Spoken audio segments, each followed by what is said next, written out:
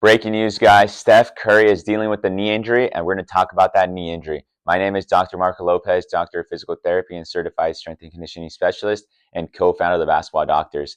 So Steph Curry has been dealing with this knee injury. Here's a video. There isn't really a true mechanism of injury. They said it was soreness, and now it has come out to be patellofemoral pain syndrome. So what exactly is patellofemoral pain syndrome? So patellofemoral pain syndrome is pain around the patellofemoral joint. And the patellofemoral joint is that kneecap joint of your knee. So there's technically two joints in the knee. We have the patellofemoral joint and the tibiofemoral joint. So if you think about the knee, where your kneecap and your knee is, that's the patellofemoral joint. Where the actual knee is, where the two bones bend and extend, that's the tibiofemoral joint. So when it comes to that patellofemoral pain syndrome, it just means that that patellofemoral joint is being overloaded. And there's multiple things that could be causing that patellofemoral pain syndrome. We actually have a great video clicked in the description below talking about patellofemoral pain syndrome and all the causes, but I'll break it down a little bit more. So the patellofemoral pain syndrome could be caused due to a lot of factors up the chain and below the chain. Normally, you also want to look at the ankle when you look at patellofemoral pain, because sometimes when you don't have proper ankle mobility, that might be putting some stress in that patellofemoral joint. Another thing is weakness in the muscles. Weakness in the muscles might be causing some stress in that patellofemoral joint as well. Not only in the quad and hamstring muscles, but also in the hip muscles as well. When it comes to the big things with the patellofemoral joint with basketball players, it's very different than jumper's knee. So jumper's knee, you'll have pain more in the patellar tendon, right below the kneecap, and that tendon more with jumping, having high velocity movements, versus patellofemoral pain that's going to be more around the kneecap. A lot of the times people get these two confused, but with Steph Curry, he's not a very high flyer.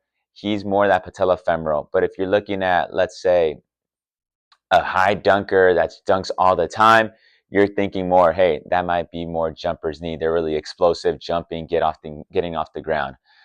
When it comes to patellofemoral pain, these are kind of tricky when it comes to the rehab because, like I mentioned, there's several things that contribute to patellofemoral pain. However, these could linger on. It's kind of like jumper's knee, but it's a little easier to treat, meaning jumper's knee, you're more managing some of those symptoms because it's more tendinopathy. Patellofemoral pain syndrome is a little easier because you don't have this chronic tendon overuse on that knee. This one, you could have some chronic patellofemoral pain, but a lot of times you could definitely play through it.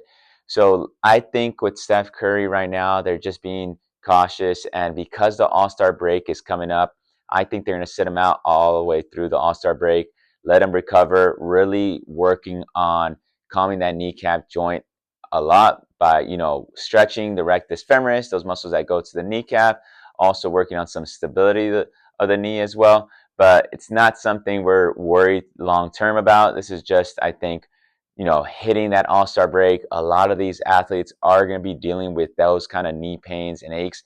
And it's best to, hey, sit them out, let them recover, give them a week off, and then just start ramping it up. This is a perfect midway break, NBA season. So nothing to be super cautious about, but know that it's more that patellofemoral pain syndrome that he's dealing with. So if you guys like this video recap of Steph Curry's knee injury, let us know in the comments below. If you guys want us to go into further detail on patellofemoral pain syndrome or another NBA player, let us know. Comment below, but hit the like button, share button, and subscribe. Let's ball for life.